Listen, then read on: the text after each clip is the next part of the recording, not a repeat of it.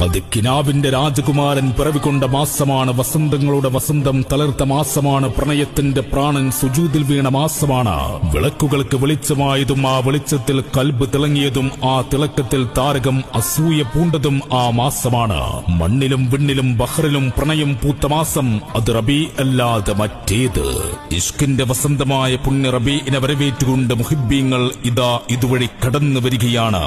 എന്നുയിരും ഉടലും ഉലകിലെ നായകന് സമർപ്പിക്കുന്നു. മർഹബൻ യാ ഷഹ്റു റബീ.